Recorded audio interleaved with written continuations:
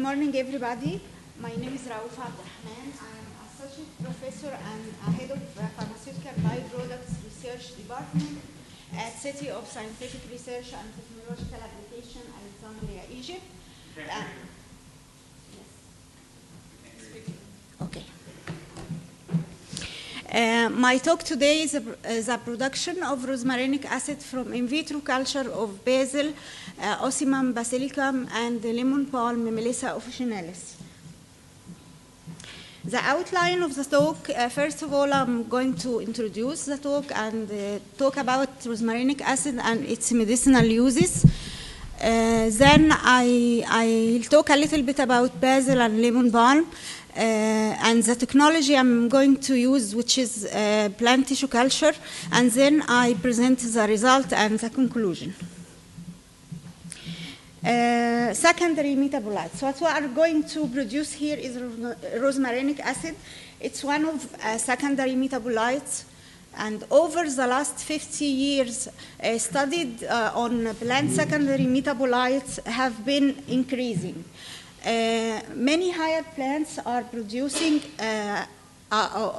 many of secondary metabolites, and these plants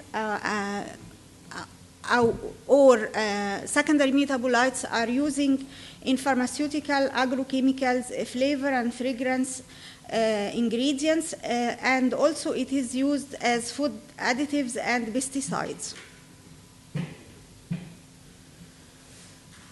Here I am talking about rosmarinic acid. The compound is first isolated from the plant Rosmarinus officinalis, or rosemary, by Scarpati and Orienti in 1958. The compound is an ester of caffeic acid and dihydroxyphenyl lactic acid. The compound has many medicinal uses. It is used as antiviral, antibacterial, anti-inflammatory, anti-allergic, antioxidant, and recent studies said that it prevents the proliferation of human cancer cells. Basil and lemon balm are two plants belongs to the Lamiaceae or the mint family. Here are going to produce the rosmarinic acid from these two plants. Basil is a member of a mint family. The common name is sweet basil. It has many medicinal properties. It works as antibacterial against gram-positive and gram-negative bacteria. It has anti-inflammatory. It has a strong antioxidant activity, anti-proliferative effect, anti-cancer, antiviral, and antifungal activity. In case of lemon balm, the plant belongs to the same family. The common name is lemon balm. And also it has antioxidant, antibacterial, antifungal, anti-cancer, antiviral against HIV-1 and influenza virus, and it's useful in the treatment of Alzheimer's disease. The technology, what we are using here is plant tissue culture. Plant tissue culture is a collection of techniques used to maintain or grow plant tissues or organs, which we call it explants, under sterile condition on a nutrient culture medium of known composition. Over the last 3 decades, plant cell culture have proved to be a valuable tool for study biosynthesis and production of secondary natural products. One of the plant tissue culture protocol that is considered as an attractive alternative is hairy root culture, and I'm going to talk about it a little bit. Hairy root culture is a transgenic phenotype resulted from the infection of plant tissue with the gram-negative soil bacterium Agrobacterium rhizogenes. Hairy root cultures have many advantages It has a high growth rate and genetic stability. It produces a high level of secondary metabolites. The secondary metabolites can be produced high levels over a long time. We can enhance the secondary metabolites production through elicitation, metabolic trapping, or metabolic engineering, and also we can scaling up the production using plant bioreactors.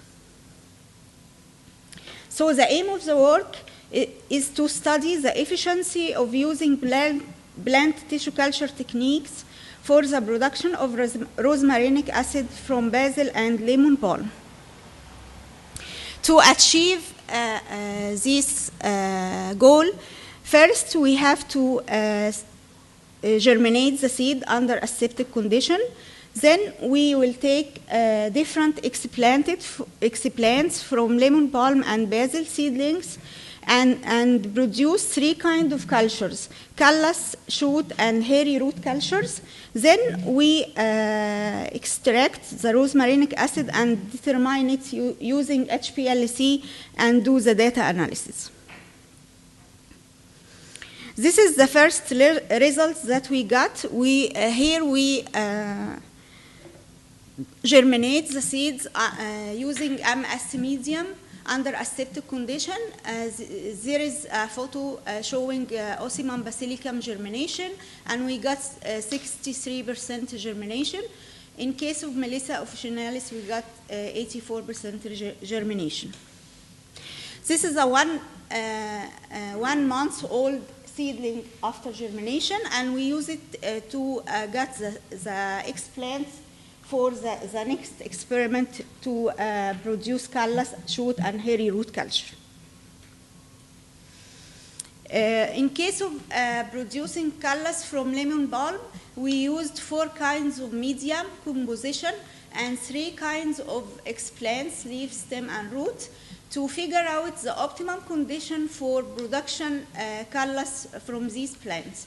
And what we got that leaf explant and medium composition MS2, which contains 1 milligram per ml benzyl adenine and 1 milligram per ml naphthalene acetic acid, was the optimum condition for these kind of tissues.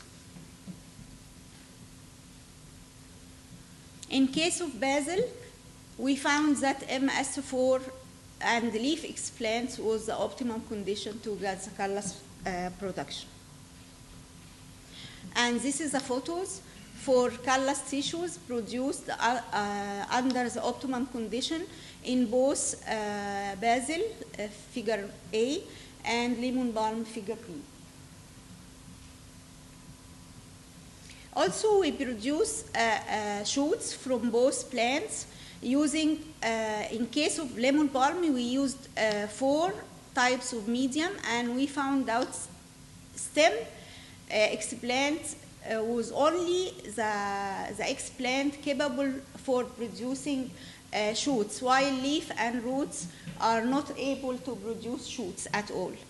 And the stem, when we grow them on medium containing 1 milligram kinetin and 1 milligram 2,4-D, was the optimum condition for producing shoots.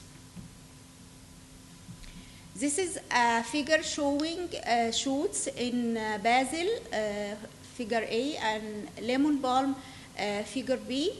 In case of basil, we didn't test different concentration or different medium composition, because it is already published that MS containing 0.4 milligram thiamine HCl and 1 milligram per liter benzyl adenine was the optimal condition for producing these kind of tissues.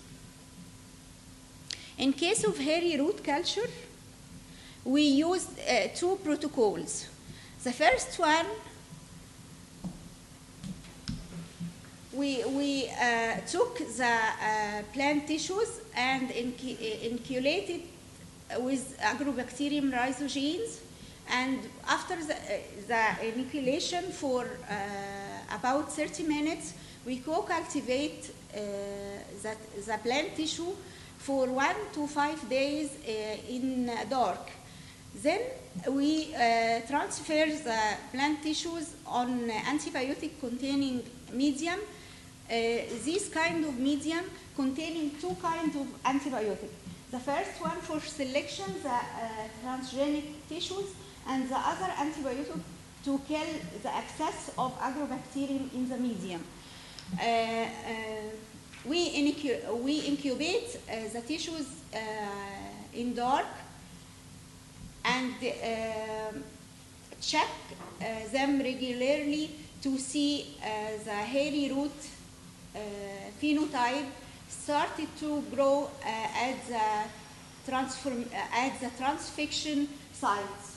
Then when these roots grow to 1 to 1.5 centimeters, we can cut them and grow them separately in liquid medium. Here, this is the process, and this is our experiment on basil. This is the leaf explants before we inoculate them with agrobacterium. Here, after infection, and we saw here the hairy roots start to grow. We left them to grow to be about 1.5 centimeter in length, and then we transfer them to liquid medium. We used in this experiment two kinds of agrobacterium strains. One is called R1000, and we used also two kinds of plant explants to figure out the optimum condition for producing this kind of tissues. And what we found that the stem didn't work at all in case of basil, and the leaf got 70% transformation frequency in case of R1000 strain. For the other strain, which we called A4, also the leaf explant worked while the stem couldn't be able to produce hairy root, and the transformation percentage or frequency was 87%. The other procedure that we used, which called agro-infiltration, in this procedure we inject the agrobacterium solution directly to the plant tissue. The first procedure doesn't work with lemon balm, and the second one worked with the lemon balm successfully. And here is the hairy root started to grow after infection. The stem of lemon balm with agrobacterium R1000.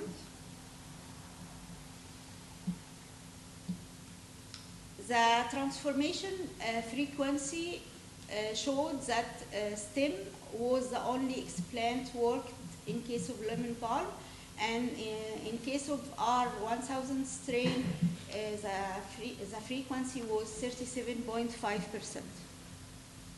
And it was 33.3% when we did the injection experiment.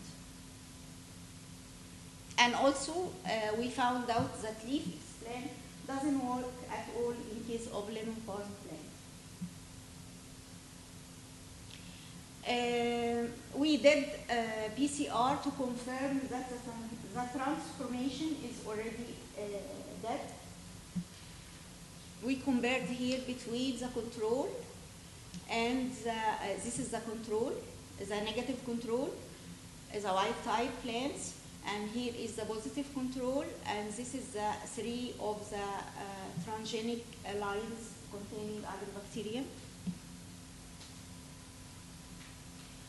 After that, we extracted rosmarinic acid from control samples and from callus, shoot, and hairy root samples. And what we got that hairy root produced the highest concentration of rosmarinic acid, then shoot, and after that callus cultures compared to the control plants in both basil and lemon balm. What we conclude from this experiment, that plant tissue culture can be used successfully for production of natural products such as rosmarinic acid, and especially we can use hairy root culture to produce such a compound. Finally, I would like to acknowledge my colleagues at City of Scientific Research and Technology Application at Burj Al Arab, Alexandria, Egypt, Professor Dr. Nabil Touhi, Dr. Nihal Muhammad, and Dr. Sarah Samir, and the student who did this work, Mai Ahmed. And also I'd like to thank you for your attention, and I'd like to invite you to visit Alexandria and to attend the incoming scientific conference at Bibliotheca Alexandria next April, BioVision Alexandria 2016. Thank you very much.